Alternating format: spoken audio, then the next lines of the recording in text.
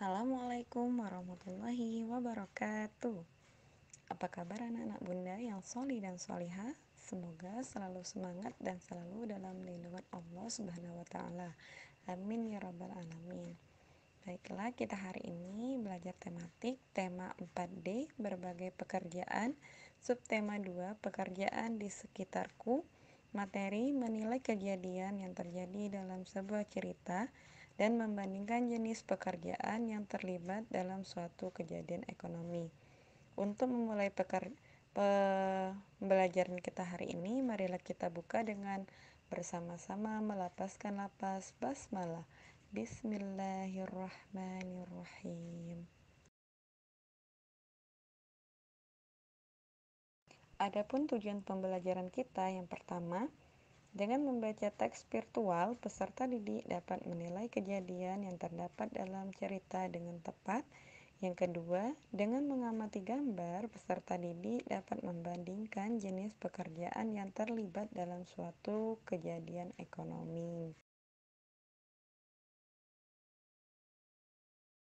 Coba perhatikan gambar yang ada di depan desktop kita. Gambar pertama dan gambar kedua.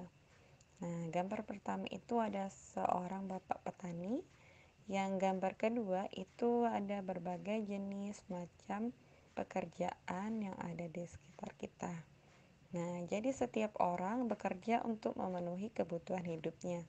Ada juga bekerja menghasilkan barang, misalnya petani menghasilkan padi dan jagung dari hasil bercocok tanam. Ada pula pekerjaan yang menghasilkan jasa yang diperlukan masyarakat. Nah, di sini Bunda ada sebuah cerita. Silakan anak-anak Bunda membacanya dengan seksama. Judulnya Kisah Pemuda Jujur dan Pedagang yang Curang.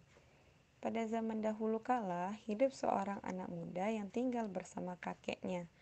Si kakek mengasuh anak ini dari sejak kecil hingga kini ia sudah dewasa.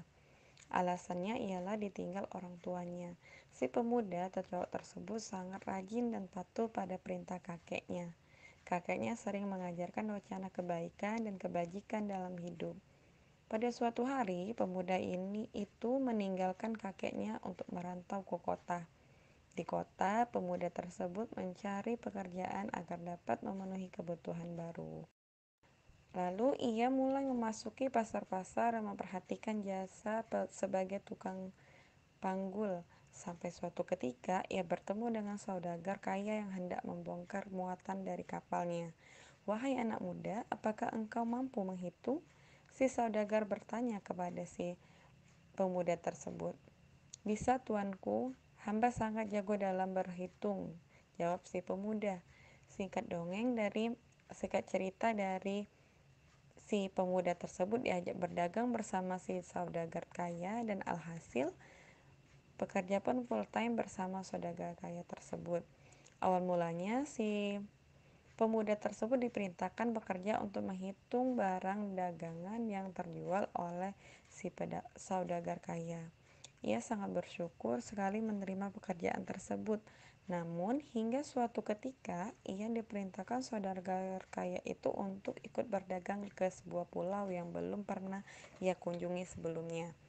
Sesampainya di sana, ia diperintahkan untuk memberatkan timbangannya agar menerima keuntungan yang sangat besar dari pulau tersebut. Sontak ia sangat kaget atas perintah sang saudagar kaya tersebut. "Maaf tuanku, bukan maksud hamba untuk menolak perintah tuan.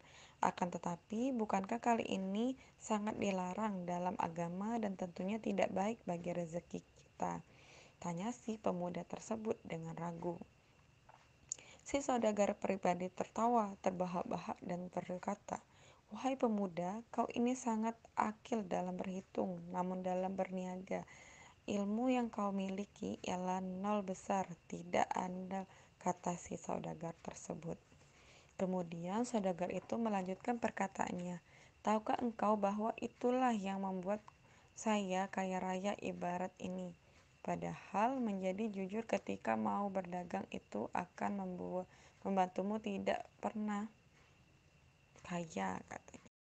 Si pemuda pun bangun dari daerah duduknya sambil berkata, "Maaf tuanku, hamba bekerja bukan hanya untuk makan, tapi hanya bekerja untuk mencari keberkahan di dunia dan akhirat.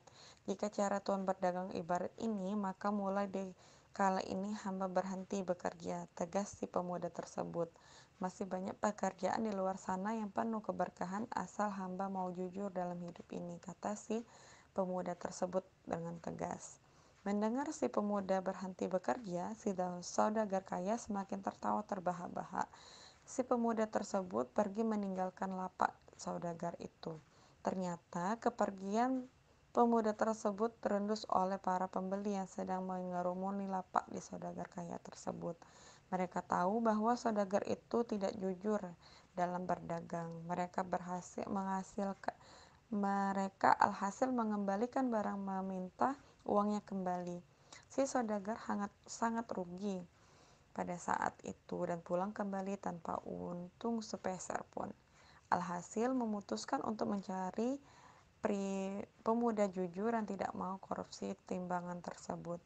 Singkat cerita, alhasil si pemuda ini menjadi saudagar kaya raya di negeri tersebut. Alasannya ialah kejujuran dalam berdagang tanpa harus korupsi alat timbangan, sehingga banyak pembeli yang senang membeli barang-barang dari si cowok. Alasannya yaitu dengan kejujuran. Nah, hikmah dari cerita di atas dapat kita petik. Hikmahnya yaitu janganlah kita menipu orang lain dengan sesuatu yang menguntungkan kita, tetapi merugikan orang lain.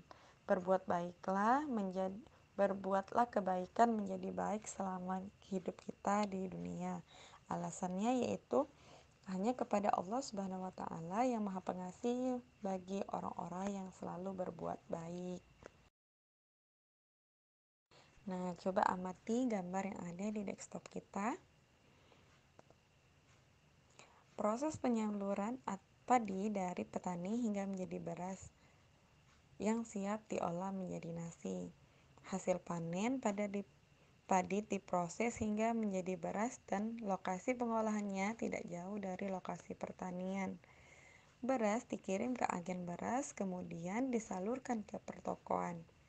Para penjual beras menyimpan di tempat yang kering dan bersih agar kualitas berasnya tetap terjaga dan akhirnya dibeli oleh konsumen. Nah, dari bacaan tersebut, coba kita perhatikan gambar yang ada di desktop kita. Yang pertama, padi ditanam dan diolah oleh petani. Yang kedua, beras dikemas dalam karung. Yang ketiga, agen beras menjual beras ke pedagang beras.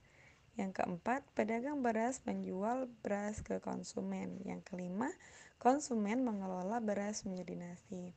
Nah, jadi kelima gambar tersebut dapat kita tarik kesimpulan bahwa pada gambar pertama itu kita bagi menjadi 3 bagian. Pada gambar pertama itu yang disebut dengan produsen atau orang yang pertama kali membuat atau hasil dari cocok tanamnya.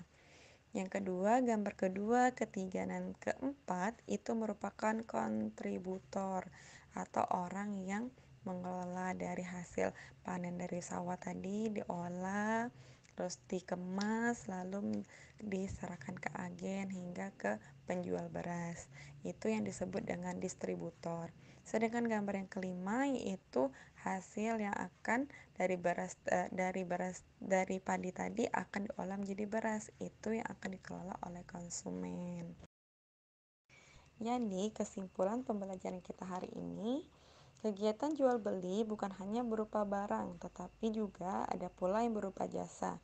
Pekerjaan yang menghasilkan barang merupakan kebutuhan masyarakat. Contohnya adalah penjual makanan, petani, peternak, dan nelayan. Sedangkan pekerjaan yang menghasilkan jasa merupakan pekerjaan yang memberikan pelayanan kepada masyarakat. Pekerjaan ini tidak menghasilkan barang. Contohnya, seorang guru, dokter, tukang cukur rambut, petugas kebersihan, dan petugas rumah sakit, dan lain sebagainya. Dan masih banyak contoh-contoh yang ada di sekitar kita. Nah, untuk tugasnya, anak-anak bunda yang solih dan solihah, tuliskan 3 contoh pekerjaan yang ada di dekat tempat tinggalmu mengenai pekerjaan yang menghasilkan barang dan pekerjaan yang menghasilkan jasa. Masing-masing 3 contoh ya. Jazakumullah khair atas semua perhatiannya. Semoga apa yang kita pelajari hari ini mendapatkan keberkahan dari Allah Subhanahu wa taala. Marilah kita tutup belajar kita hari ini dengan bersama-sama melapaskan lapas hamdalah. Alhamdulillahirabbil alamin. Tetap semangat belajarnya ya sholih dan sholihah.